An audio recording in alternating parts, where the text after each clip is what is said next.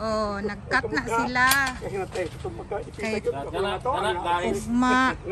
Oh, unsa man na inyong gihimo? Utong sa bar cutting. Bar cutting. Tipo bar. Oh, para ugma magkuan na sila. 16 mm na siya. So, mani sila. Mani ang bunkhouse, guys. And then here's the mani lang agi to di.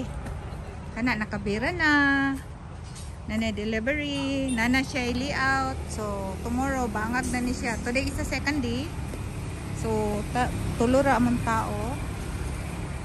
Upat ra di ay sila. Tomorrow murag 8 na sila ka tao. Bangag na din tomorrow. Nya kong area, gamay ra guys. Mura og payag lang. Nanay line means mani ang ilang layout tomorrow. So mani ang line na magbangag na sila. So mani akong area. I will show you the area. This is the second day of building my house. Guys, salamat sa pag-follow and subscribe.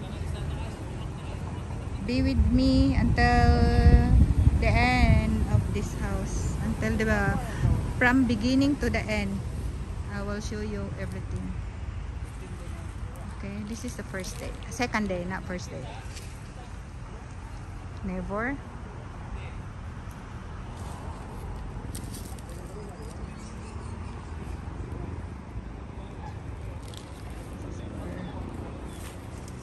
House area. Dia ang semento. Progress for today. We got progress for today. Lot of huge delivery. Not huge, very huge, but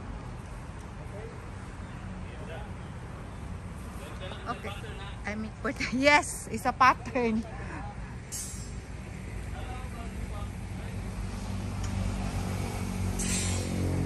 Ni guys, ang among likod kuan na siya mga tindahan.